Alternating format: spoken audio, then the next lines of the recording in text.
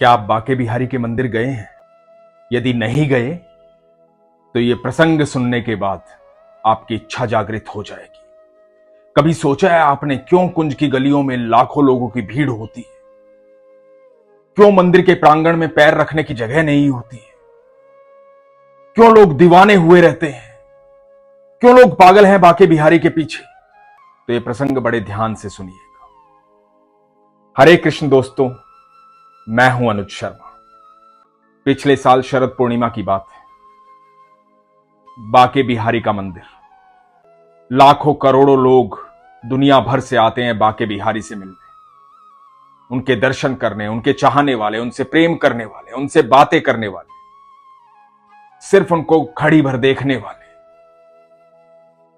लोगों की अलग अलग चाहत होती है, अलग अलग इच्छाएं होती हैं। कोई दर्शन करने आता है तो कोई मिलने आता है, कोई बातें करने आता है, कोई सिर्फ निहारने आता है, और कोई ऐसा आता है जो आकर के उनकी आंखों में खो जाता है। मंदिर के प्रांगण में पैर रखने की जगह नहीं होती, लेकिन किसी को भीड़ दिखाई नहीं देती है जब एक बार बांके बिहारी को देख लेता है कोई, एक बार उनको निहार लेता है कोई, उसके बाद कुछ दिखाई नहीं देता है। सांसें थम जाती हैं। जितनी इच्छाएं आप मंदिर के भीतर लेकर जाते हैं वो सारी इच्छाएं भूल जाते हैं, सिर्फ निहारते रह जाते हैं। आंखों से अश्रु बहते रहते हैं, शरीर कांपता रहता है, निशब्द हो जाते हैं। मेरे ठाकुर सबको मोह लेते हैं, और जो उन्हें नहीं देख पाते उन्हें मेरे ठाकुर देख रहे होते हैं। तो हुआ यूं, पिछले साल की शरद पूर्णिमा का दिन, उसी तरह से मंदिर के प्रांगण में बहुत भीड़ थी। कुंज की गलियां लोगों से भरी हुई थी। भरी भीड़ में एक 12 साल का बच्चा जोर जोर से चिल्ला रहा था, बांके बिहारी लाल की जय, बांके बिहारी लाल की जय।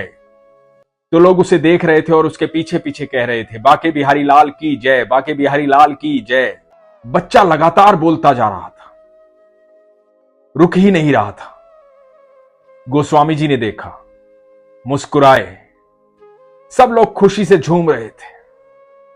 लोग ठाकुर जी की तरफ देख रहे थे, जय जयकार कर रहे थे, अपने मन की बातें कर रहे थे। किसी की कोई इच्छा थी, किसी की कोई इच्छा थी। बहुत भीड़ थी, हमेशा ही भीड़ होती है, लेकिन किसी को उस भीड़ का एहसास नहीं होता, क्योंकि एक बार जब वो ठाकुर जी को देख लेते हैं तो बस उन्हें निहारते रहते हैं।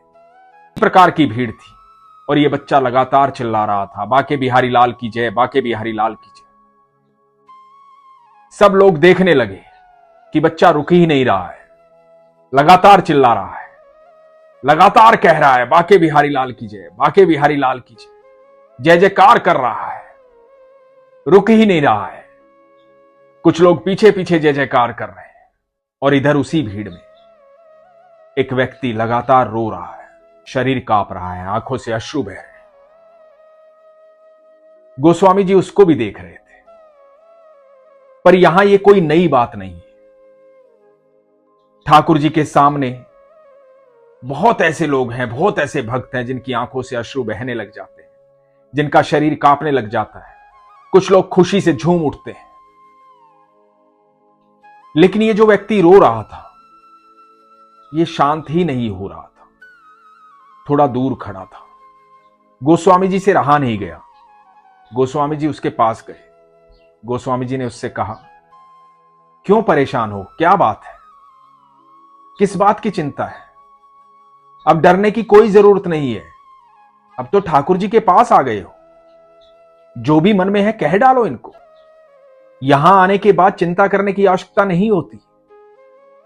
यहां आने के बाद निर्भय हो जाना चाहिए। ठाकुर जी सबकी सुनते हैं, तुम्हारी भी सुनेंगे, सारे दुख दूर हो जाएंगे। बिल्कुल चिंता मत करो, आगे आओ, आगे आके दर्शन कर लो, भगवान से बातें कर लो, निश्चिंत हो जाओ। और यह व्यक्ति कुछ भी नहीं कह पाया। इसका शरीर कांप रहा है, हाथ जोड़े हुए, होंठ कांप रहे, आंखों से लगातार अश्रु बह रहे। गोस्वामी जी को लगा कि कोई गंभीर समस्या है। गोस्वामी जी ने कहा कि मन हल्का करो, बताओ क्या बात है, क्यों इतना परेशान? जब गोस्वामी जी ने कई बार पूछा तो इस व्यक्ति ने कहा, कि गोस्वामी जी, मैं किसी दुख के कारण नहीं रो रहा हूं, मुझे कोई तकलीफ नहीं है, कोई दुख नहीं है, ये मेरी खुशी के आंसू हैं। जिस कार्य के लिए मैं पिछले 12 साल से जगह जगह मन्नत मांगने गया, झाड़ फूक करवाई, अस्पतालों में गया, ऐसी कोई जगह नहीं छोड़ी जहां मैं नहीं गया, हर जगह गया, बहुत प्रयास किए, लेकिन हर जगह निष्फल रहा। और आज जब मैं यहां आया तो मुझे वो मिला जिसकी मैं कल्पना भी नहीं कर सकता। मुझे ठाकुर जी ने वो दिया जो असंभव था। ये मेरी खुशी के आंसू हैं। गोस्वामी जी मुस्कुराए। इस व्यक्ति ने आगे कहा, वो बालक देख रहे हो जो जोर जोर से जय जयकार कर रहा है, कह रहा है बाके बिहारी लाल की जय, बाके बिहारी लाल की जय, वो मेरा बेटा है। बचपन से बोल नहीं पाता था, मूक था, कभी कुछ बोल नहीं पाता था। 12 साल का हो गया है, आज पहली बार बोला है, पहली बार बोला है, और बोला है बाके बिहारी लाल की जय, यहीं प्रांगण में खड़े होकर पहली बार बोला है। ये मेरी खुशी के आंसू हैं गोस्वामी जी। मेरे ठाकुर ने असंभव को संभव किया। आज मैं खुशी के मारे पागल हूं। ये अश्रु रुक नहीं रहे हैं। मेरा बच्चा लगातार बोल रहा है, ठाकुर जी का नाम बोल रहा है। मुझे और क्या चाहिए? इस संसार में इससे बड़ा सुख और क्या होगा? देखो किस तरह से बोल रहा है, किस तरह से जय जयकार कर रहा है। गोस्वामी जी कभी उस बालक को देख रहे थे और कभी उस व्यक्ति को। मन ही मन अत्यंत प्रसन्न थे, ठाकुर जी का धन्यवाद कर रहे थे। ये व्यक्ति ठाकुर जी का धन्यवाद कर रहा था। सारी भीड़ वो जय जयकार सुन रही थी, बाके बिहारी लाल की जय, बाके बिहारी लाल की जय, बाके बिहारी लाल की जय। दोस्तों, जो ये कुंज की गलियों में भीड़ होती है ना, लाखों करोड़ों लोग आते हैं। मंदिर के प्रांगण में कभी पैर रखने की जगह नहीं होती। वो इसलिए क्योंकि वहां ठाकुर जी का विग्रह नहीं है, स्वयं साक्षात ठाकुर जी हैं। जो दर्शन करने जाता है उसे दर्शन देते हैं, जो मिलने जाता है उससे मुलाकात करते हैं। जो जिस तरह की इच्छा लेके जाता है, भले ही मंदिर के प्रांगण में जाकर के ठाकुर जी को देखने के बाद वो सारी इच्छाएं भूल जाता है, फिर भी ठाकुर जी उसकी सारी इच्छाएं पूरी करते हैं। सामने ठाकुर जी खड़े होकर मुस्कुराते रहते हैं।